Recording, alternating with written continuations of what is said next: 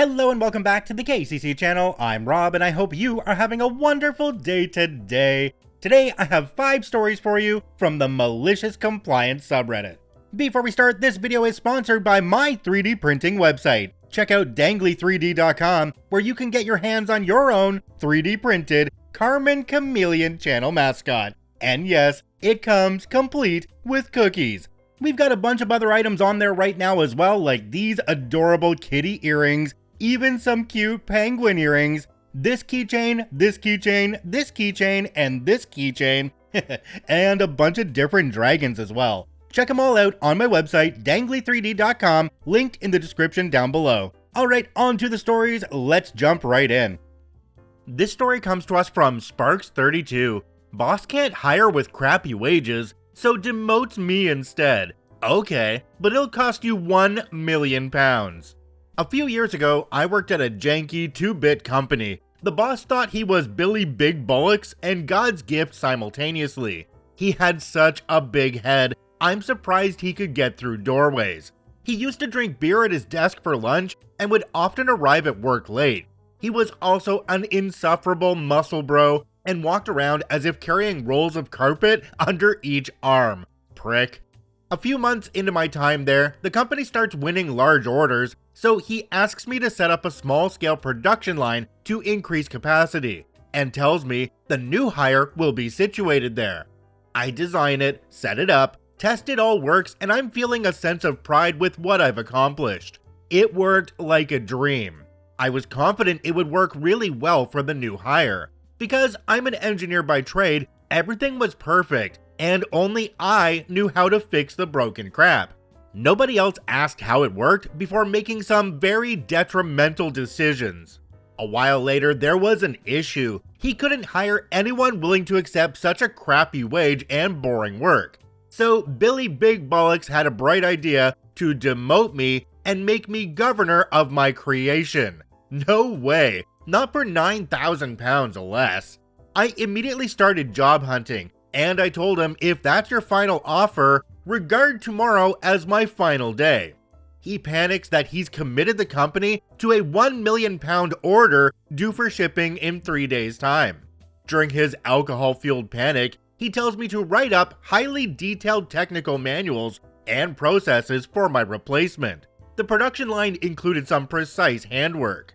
Piss off, I can't do that in 1 day. He also didn't specify what they should contain, and considering I had no help from him with this project, just complaints, I thought, F it. So sure, he got his manuals. I created Word documents with convincing titles like Technical Manual Product Version 2.0 and How to Do This Precise Task. Inside the documents were, for example, the surprised Pikachu face and Bubbles from Trailer Park Boys looking lost. Then, below, just one line of text reading, "This manual contains all the information I could find or was given." The file sizes would also indicate a lot of text was contained within thanks to the images. Therefore, at face value, they looked legitimate. I saved them to my laptop in an equally legitimate looking folder that afternoon. Early the next morning, I came to work to collect my belongings and do some handovers, and found the laptop had vanished. I said my goodbyes to my colleagues and looked over to see him looking incensed with a beer in one hand. He was so angry he didn't look up from his desk. A friend told me later that the company missed the production deadline despite him working 12-hour days to try to catch up. Apparently, the client was extremely effed off. Don't screw over good people, prick. Jumping down to the comment section on this one, there's one from a user called Fet Fatale. It says, "This system was designed and implemented by a higher pay grade engineer. As I'm just a low paid production line worker, I am unable to produce technical manuals for the widget maker thingy. Regards, OP." OP responded and said, "Oh, that is glorious." Well, I don't know about you guys, but this story to me was just day drinking boss doesn't know what's going on in his own workplace. It kind of makes me wonder though that these technical manuals weren't made when this whole thing was being set up in the first place, you know, like it normally happens in big industry. OP said they were an engineer and everything was done perfectly, but a big part of that process is doing the technical manuals while you're setting up the equipment, so something seems a little bit fishy here. This story comes to us from Anxious Badger 77. You want me to move seats? Okay. I, 21 female, was born with a malformation of my inner ear. On top of making my right ear stick out like an elephant's, it also causes me to have balancing issues. To prevent me from toppling over, I use a cane for support and balance. Yesterday, I was taking a train back to my university city. I always get the closest seats to the door, since if the train starts and I'm standing, the chances of me losing my balance and falling over are high, unfortunately speaking from experience. These seats usually have an indication of priority for people with moving impairments, and this train was no different. I got on and sat down with my headphones in. Not a minute goes by when I'm startled by a tap on my shoulder. I pulled my headphones out and looked up to see an older looking man. The first thing he said was, "You need to move," whilst pointing to the priority seating sign. I was flustered and was only able to stutter, but I do, before he went away mumbling about not having time for this. I thought that would be the end of it. I was wrong. A minute later, the man came back with a train attendant. He just pointed at me going, "Tell her to give me the seat, I have priority," and some other ramblings I don't remember. The attendant wasn't mean or anything, she just said, "Ma'am, this is priority seating, would you please give your seat to this gentleman?" I wasn't even trying to do a cue malicious compliance moment, I am just terrified of confrontation, and would rather risk wobbling away to another seat, even though the train was already moving. I have one of those metallic folding canes, so I unfolded it and leaned on it to get up. Before I can leave, the attendant just starts waving me to sit back down. "Oh, no, it's okay, ma'am, just stay in your seat." The old man didn't say anything. He just looked annoyed, like he didn't understand why he couldn't have my seat. The attendant led him away to find you another seat, while the guy grumbled something. I just sat there and enjoyed my faceplant-free train ride while drawing and listening to music. Never saw the old guy again, but the attendant smiled at me whenever she passed by. Thanks for reading. Jumping down to the comment section on this one, there's one from a user called Tunderthighs. It says, he needed that particular seat so badly, yet was perfectly capable of walking through several compartments to find an attendant and then walking back with them, instead of just finding another seat on his own like an adult. OP responded to this one and said, respecting elders is very emphasized by our culture, and I think this makes some of them feel entitled to stuff. Another commenter down below called Quartzville Journal said, sadly, there are many of us with invisible handicaps. Having people making judgments based on what they see is too common. It's the entitled people who think they are not subject to the rules and sit in handicapped seating causing this. Just my opinion. While this one played out probably the best way possible for OP, I was kinda wishing OP would have to stand up, the train would all of a sudden jolt, and then OP would end up on top of the grumpy guy, just, to drive home the fact that he was being a dink. I know OP doesn't like confrontation, but this is the kind of thing where you just need to tell them, hey, I was here first, and you have no right to assume, because I don't look like I need the priority seats, that I don't actually need them. This story comes to us from Momito-chan. You have enough parts? No, we don't. I'm not sure if this counts as malicious compliance, but it isn't revenge because there was no such intent. This is my husband's story, henceforth referred to as Hubby. Hubby works for a smallish company that makes medical equipment in the production department. It's important to note that there are multiple teams in the production department divided by product type produced. Each team has a supervisor, and the entire production department is overseen by the production manager. One day, Hubby and his coworkers are building a particular product, hereafter called Product A, and realize they don't have enough clamps. Hubby goes to the head purchaser and tells him, "We're running low on clamps, please order some." Head purchaser checks the database and goes, "According to database, you have 1,000 clamps though." "No, we don't. We looked everywhere. There are none." Head purchaser says, "Then look again. You probably didn't see them." And with that, he dismissed Hubby from his office. Hubby and his supervisor looked everywhere, but there were none, though the other team had 200 clamps as emergency stock. It felt like either the warehouse screwed up or the numbers in the database were incorrect. Hubby then wrote an email to the head purchaser, CCing Hubby's supervisor, the production manager, and the CEO, that the production urgently needs clamps and to please order them. He didn't mention the emergency stock of the other team. Head purchaser was angry about the email, stomped into the production hall, beelining towards Hubby, and said something to the effect of, "How could you humiliate me like that? I'll show what it's like to be really humiliated." He then looked for the clamps himself, found the emergency stock of the other team, and told Hubby, "See, there are the clamps, just use these and resume the production." Head purchaser then retreated to his office to write an email to Hubby, CCing the same people as Hubby, including a screenshot of the database page for clamps, and stated basically what he told Hubby about there being clamps, but more politely. Hubby saw the email, and when heading to the other team's hall to get 100 of the 200 clamps to resume the production for the time being, stopped by the CEO's office to merely explain the situation to him and point out that the numbers in the database are wrong, using the very screenshot the head purchaser sent as an example. CEO tore the head purchaser a new one for not ordering the clamps immediately. The guy responsible for keeping the numbers of the database up to date happened to be on vacation at the time, but got reamed by the CEO as well when he returned. Cherry on top, CEO gave Hubby's supervisor permission to directly contact the supplier and establish a routine for regular deliveries. Head purchaser was hopping mad about it, but Hubby just told him that they had CEO's permission to do that, and he couldn't do anything about it.